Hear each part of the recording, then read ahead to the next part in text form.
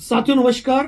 आज का ये वीडियो बहुत इम्पोर्टेंट इसलिए है क्योंकि आज मुझे एक फ़ोन आता है और फ़ोन पर एक रोती हुई महिला ये कहती है कि साहब, मेरे बेटे के नंबर पर एक मैसेज आया है और उसमें ये लिखा हुआ है कि उसके खिलाफ एफआईआर दर्ज करवाई जा रही है। मैं थोड़ा शॉक्ड हुआ, मैटर क्या है। उन्होंने मुझे एक नोटिस भेजा।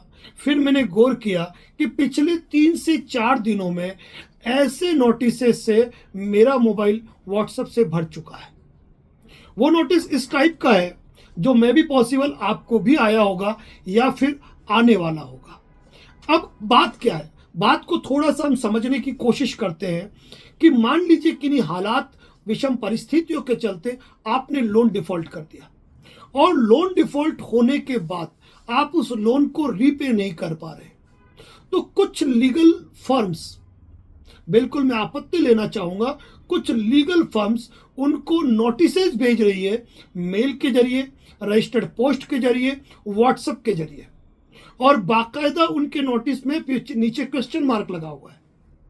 अब बात यह है कि वो नोटिस क्या है कि आपने एनबीएफसी से या बैंक से जो लोन लिया है आपने उसको रीपे नहीं किया है, इसीलिए आपके खिलाफ एफआईआर दर्ज करवाने की कार्रवाई करेंगे। मैं थोड़ा सा आपको पढ़ के बताऊंगा कि नोटिस में इन्होंने लिखा है, जो मैंने अभी लैपटॉप पर लिया हुआ है। Please note that offence under section 318 the भारतीय न्याय संहिता 2023 attract prosecution and the offense is cognizable, i.e.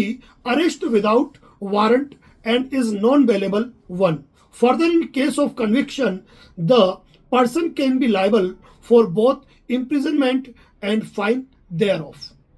यानी कि ये नोटिस भेजकर ये कहा जा रहा है कि यदि आपने आज जो बकाया राशि है वह 7 दिन, 10 दिन या 15 दिन के अंदर, जो हर किसी के नोटिस में अलग डेज नोट हो सकते हैं, यदि आपने नहीं दर्ज करवाई, पेमेंट जमा नहीं करवाया, तो आपके खिलाफ हम भारतीय न्याय संहिता की धारा 318 के तहत एफआईआर दर्ज करवाएंगे, कानूनी कार्रवाई करेंगे और उस कानूनी कार्रवाई के अंतर्गत आपको गिरफ्तार किया जाएगा और उसमें सजा भी होगी और जुर्माना भी हो सकता है।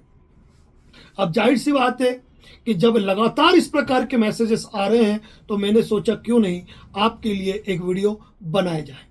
साथियों, मैं एक बात बता दूं, लोन डिफॉल्ट होना एक सिविल डिफॉल्ट है, यह क्राइम नहीं है, और यह क्राइम नहीं है कि इसमें एफआईआर दर्ज कर दी जाए।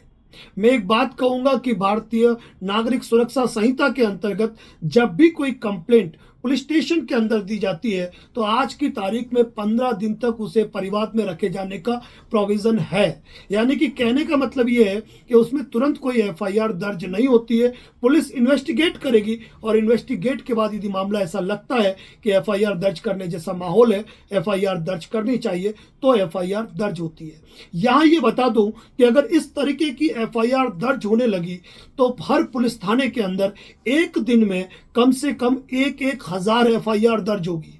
देश में कुछ नहीं, लाखों लोग हैं जिनके लोन डिफॉल्ट है किन्हीं विषम परिस्थिति और आर्थिक हालातों के चलते। माननीय सर्वोच्च न्यायालय और विभिन्न राज्यों के उच्च न्यायालय द्वारा यह प्रतिपादित कर दिया गया है कि लोन डिफॉल्ट होना क्राइम नहीं है, वह सिविल मैटर है और उसमें जो रेमेडी अवेलेबल है उन्हीं रेमेडी के अंदर कार्रवाई होगी। आपको बता दूं कि यदि नंबर ऑफ एफआईआर दर्ज होती है, आपको एक बात बता दूं, कभी भी हम सोचते हैं कि पुलिस सामान्यतः एफआईआर क्यों दर्ज नहीं करती है। पुलिस जब एफआईआर दर्ज करती है तो उसके लिए पुलिस को उसके लिए इन्वेस्टिगेट करना पड़ता है, एक इन्वेस्टिगेशन ऑफिसर लगाने पड़ते हैं और इसके साथ ही पर्याप्त संसाधनों का अभाव है।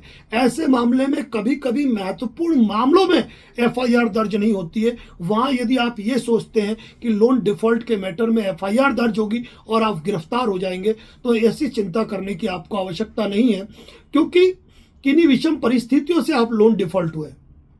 और एक बात बता दूं, अगर कोई एफआईआर दर्ज होती भी है ना, तो वहां पर भी 7 साल से कम सजा वाले प्रावधान में 7 साल से कम सजा वाले प्रावधान में ऑलरेडी पुलिस की तरफ से आपको नोटिस दिया जाता है, जवाब के लिए पर्याप्त समय दिया जाता है, कोई डायरेक्ट गिरफ्तारी नहीं की जाती है। Avnish Kumar versus state of Bihar की माननीय सर्वोच्च न्यायालय की ये गाइडलाइन है। तो यहाँ पर आज इस वीडियो को बनाना इसलिए जरूरी हुआ है क्योंकि कई ऐसे लोग जिनके खिलाफ आर्बिट्रेशन की कार्रवाई बैंकों द्वारा, एनबीएफसी द्वारा की गई, लेकिन वो लोग अवेयर थे, जागरूक थे, तो उन्होंने क्या किया, आर्बिट्रेशन का ऑब्जेक्शन दिया। अब आर्बिट्रेशन का ऑब्जेक्शन देने पर एक बार दिया, 2 बार दिया, अब तीसरी बार भी ऑब्जेक्शन दे दिया, तो ऐसी स्थिति में जाहिर है कि आर्बिट्रेशन तो हो ही नहीं सकता है, क्योंकि आर्बिट्रेशन दोनों ही पक्षकारों की सहमति से होता है।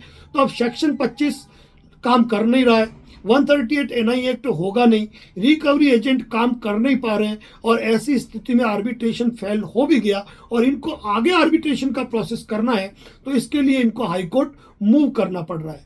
तो ऐसी स्थिति में इस प्रकार के नोटिसेस सर्व किए जा रहे हैं। मैं केवल और केवल अवेयरनेस के लिए वीडियो बना रहा हूँ, मेरा किसी लीगल फर्म के लिए कोई उद्देश्य नहीं है, मेरा एनबीएफसी के लिए कोई उद्देश्य नहीं है, लेकिन जिस तरीके से ये नोटिस जारी किए जा रहे हैं और लोगों के मन में जो तनाव उत्पन्न हो जा रहे हैं, लोग अपने मन के अंदर जो कुत्सित विचार ला रहे हैं, तो उन विचारों के लिए आवश्यक है लोगों को कानून की जानकारी होना। ऐसी स्थिति में ऐसे मामलों में सामान्यतः एफआईआर दर्ज नहीं होती है, और यदि एफआईआर दर्ज करने के लिए कोर्ट की शरण भी ली जाती है, तो वहां ऐसे मामले में कंप्लेंट के रूप में, जो पूर्व में 200 सीआरपीसी के अंतर्गत था, केवल कंप्लेंट ली जाती है और कंप्लेंट के बेस पे जो सामने वाली पार्टी है उसको नोटिस किया जाता है कोर्ट के द्वारा। ऐसी स्थिति में जो व्यक्ति है वो कोर्ट के सामने भी अपना जवाब पेश करता है, तो ऐसे मामलों में सामान्यतः एफआईआर होती ही नहीं है। ये बात मैं आपको बता दूं, अगर इस तरह एफआईआर दर्ज होने लगी ना, तो यकीन मानना साथियों कि एक एक कंपनी ने हजारों लोन दिए, तो हजार एफआईआर दर्ज करनी पड़ेगी और जुडिक्शन की भी इनको दिक्कत आनी ही आनी है। तो साथियों एक बात बताऊं, 318 जो है वो एक धोखाधड़ी का मामला है। आपने चीटिंग की, आपने फॉर्जरी की, आपने लोन लेते समय कोई फेक डॉक्यूमेंट नहीं दिए, कोई फेक रिप्रेजेंटेशन नहीं दिया है, तो ऐसे मामलों में ऐसे नोटिस से आपको घबराने की कतई भी आवश्यकता नहीं है। और सबसे बड़ी बात कहूं कि जो रिकवरी एजेंट के जो आजकल नोटिस आपके व्हाट्सएप पे आ रहे हैं ना, बड़े हास्यास्पद है।